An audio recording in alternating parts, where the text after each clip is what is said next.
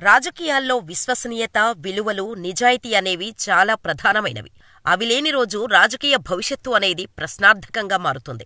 స్వార్థంతో చేసే రాజకీయాలు కొంతకాలం వరకు హాయిగానే ఉంటాయి, కానీ కెరీర్ను మాత్రం అంధకారంలోకి నెట్టేస్తాయి.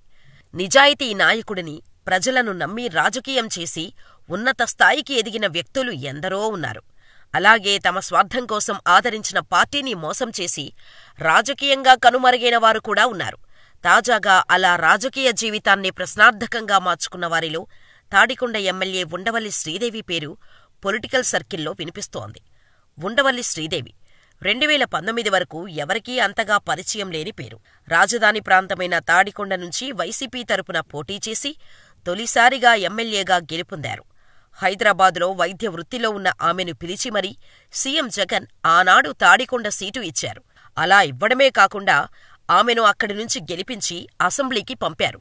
టీడీపీ అమరావతిని రాజధానిగా ప్రకటించినా కూడా ఆ ప్రాంతంలో వైసీపీ విజయం సాధించటంతో ఆమె పేరు రాష్ట్రవ్యాప్తంగా మారుమోగింది. ఇక తొలిసారి వచ్చిన అవకాశాన్ని ఎంతో చక్కగా ఉపయోగించుకోవాల్సిన శ్రీదేవి రాంగ్ స్టెప్ వేశారని వార్తలు వినిపించాయి. తాడికొండ నియోజకవర్గంలో భారీగా అవినీతికి పాల్పడ్డారంటూ శ్రీదేవిపై పెద్ద ఎత్తున ఆరోపణలు వచ్చాయి. అంతేకాక నియోజకవర్గంలో ఆమెపై అసంతృప్తి ఎక్కువ కావటంతో 2024 ఎన్నికల్లో ఆమెకు వైసీపీ టికెట్టు కేటాయించిందనే సంకేతాలు వచ్చాయి. దీంతో ఆమె ఎమ్మెల్సీ ఎన్నికల సమయంలో టీడీపీ అభ్యర్థికి క్రాస్ ఓటు వేశారు. ఆ తర్వాత వైసీపీ అనర్హత వేటు వేయటంతో టీడీపీలో చేరింది. అనంతరం రాజకీయ భవిష్యత్తు ఇచ్చిన సీఎం జగన్ను తిడుతూ చంద్రబాబుకు జై కొట్టింది. తాజాగా జనసేన, టీడీపీ విడుదల చేసిన జాబితాలో ఆమె పేరు రాలేదు. దీంతో ఇదంతా ఆమె స్వయంకృపరాధం అనే పలువురు అభిప్రాయపడుతున్నారు. వైసీపీలో ఉన్నప్పుడు శ్రీదేవికి తాడికొండ టికెట్ మాత్రమే ఇవ్వమని చెప్పారు. శ్రీదేవికి రాజకీయ భవిష్యత్తుకి ఎలాంటి ఇబ్బందిని వైసీపీ భరోసా ఇచ్చింది. అయినా టికెట్టు రాలేదనే ఒక్క కారణంతో పార్టీని వీడి వెళ్ళింది. ఏ టికెట్ కోసం టీడీపీలోకి వెళ్ళిందో అక్కడ కూడా శ్రీదేవికి భంగపాటు కలిగింది. కనీసం వైసీపీలో ఉన్న రాజకీయ భవిష్యత్తు ఉండేదని, ఆ పార్టీలోకి వెళ్లి తన కెరీర్ను ప్రశ్నార్థకంగా మార్చుకున్నారని పొలిటికల్ సర్కిల్లో టాక్ వినిపిస్తోంది.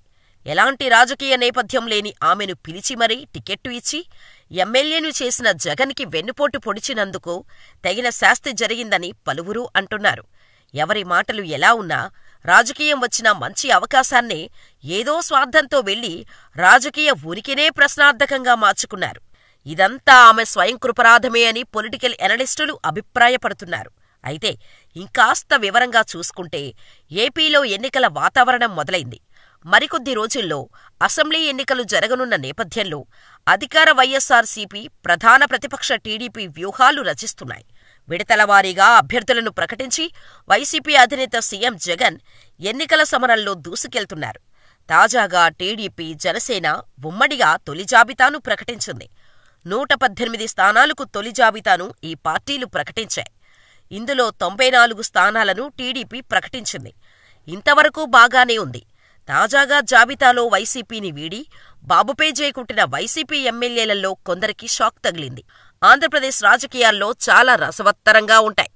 ఇప్పటివరకు ఎంతగానో ఎదురుచూసిన టీడీపీ, జనసేన జాబితా రానే వచ్చింది. మొత్తం 118 స్థానాలకు జాబితాను ప్రకటించారు. ఇందులో వైఎస్సార్సీపీ పార్టీ నుంచి వెళ్లిన ఎమ్మెల్యేలు ఉండవల్లి శ్రీదేవి, మేకపాటి చంద్రశేఖర్, ఆనం రామనారాయణరెడ్డికి టీడీపీ షాకిచ్చింది. తాజాగా జాబితాలో తాడికొండ, ఉదయగిరి స్థానాలకు వీరి స్థానాల్లో కొత్తవారిని ప్రకటించారు. ఇక ఆనం రామనారాయణరెడ్డి పేరు అయితే జాబితాలో కనిపించలేదు. ఇటీవల జరిగిన ఎమ్మెల్యే కోటాలో జరిగిన ఎమ్మెల్సీ ఎన్నికల్లో టీడీపీకి ఓటు వేశారని ఉండవల్లి శ్రీదేవి, ఆనం రామనారాయణరెడ్డి, మేకపాటి చంద్రశేఖర్ రెడ్డి, కోటంరెడ్డి శ్రీధర్ రెడ్డిలను వైసీపీ సస్పెండ్ చేసింది. దీంతో ఈ నలుగురు ఎమ్మెల్యేలు టీడీపీకి, చంద్రబాబుకు జేకొట్టి ఆ పార్టీలో చేరారు. అంతేకాక తమకే సీటు వస్తుందని ఎన్నో ఆశలు పెట్టుకున్నారు.